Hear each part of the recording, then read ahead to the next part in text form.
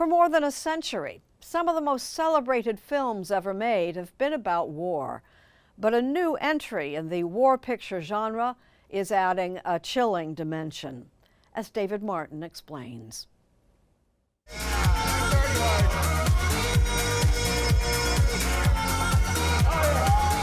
A brotherhood of young warriors, Navy SEALs pumping themselves up for battle.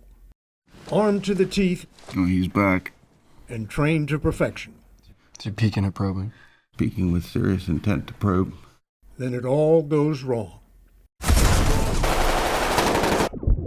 The beginning of an agonizingly tense, bloody, and chaotic reenactment of a real firefight that took place almost 2 decades ago in Iraq. Former Navy SEAL Ray Mendoza was actually there, and along with filmmaker Alex Garland, wrote and directed the movie Warfare, out this week.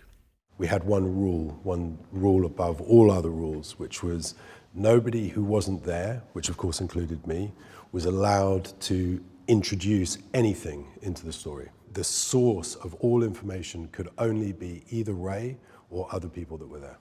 Were people reluctant to dredge up the memories?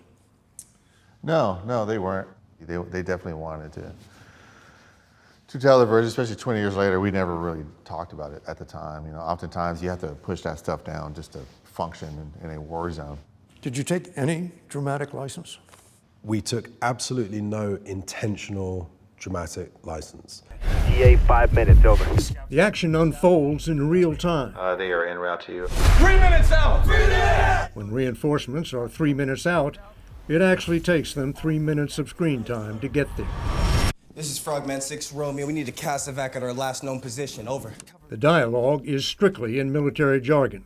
As soon as you compromise that rule that they're not talking in the way they would talk, and we're massaging it for the audience, then what else are you going to change?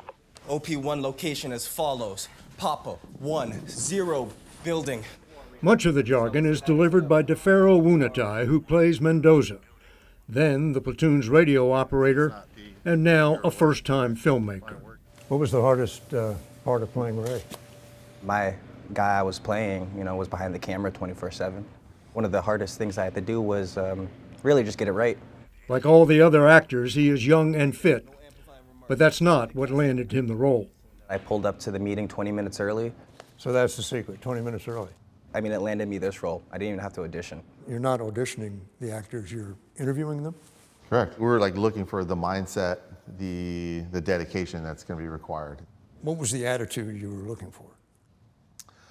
Just fire in the gut. We did not have time for dramas, prima donnas. The actors had to learn to move and shoot like SEALs, but that was the easy part. That movie's all about a team. Yes. How do you get them to be a team? I know how to bring teams together, and that's to force them to rely on each other. We say yes, sir. Yes, sir. Yes, sir. Look left, look right. Mendoza put the cast through a 3-week boot camp, including the standard introduction to military service. We do use it as a way to start from scratch. Doesn't matter what movie you've been in, we're all starting from zero. 20 guys in one hotel in the middle of nowhere. We ate together, we slept together, worked out every single day. It's not fun, it's painful. And the guys are starting to yell at each other and getting frustrated. A lot of us got matching tattoos. So if that gives you an idea of what our brotherhood was like. After boot camp, the film was shot in just 25 days. The actors then did not leave the set between setups or between takes. They stayed there all day, every day.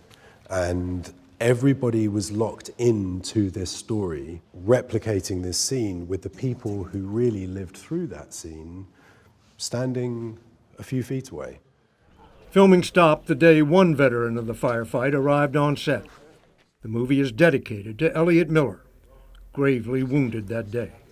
Having Elliot there changed the dynamic a little bit. You hear about Elliot, I heard about him a lot. But there he is. And then you meet him, while we're filming. It's a lot of pressure, I think that Ray and Alex did a remarkably good job with recreating the story. But as you very well know, I don't remember anything, so they could have made me out to be a real loser. Ha ha. In addition to losing a leg, he suffered a traumatic brain injury which wiped out his memory and his power of speech. And please don't ask me to try and speak, just because I've got quite the potty mouth, and I don't want you to have to censor much. What do you want audiences to think about this movie? This movie isn't just another war movie, but rather it's a kind of love story. Well said. Love story. What does he mean? I think it's the love we have for each other.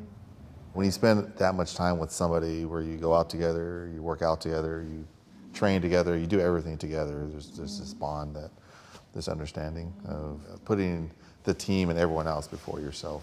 That firefight obviously left its scars on Elliot. Mm-hmm. Did it leave scars on you? Yeah, absolutely. It changed my perspective on life. It rewires your brain to see things differently. And when it's all done, you kind of have to unwire that again.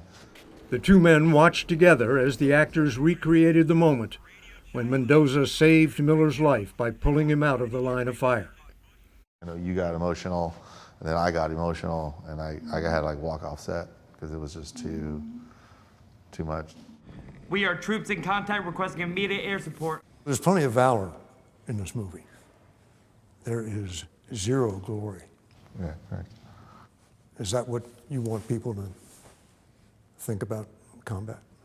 I want them to think that it's unforgiving.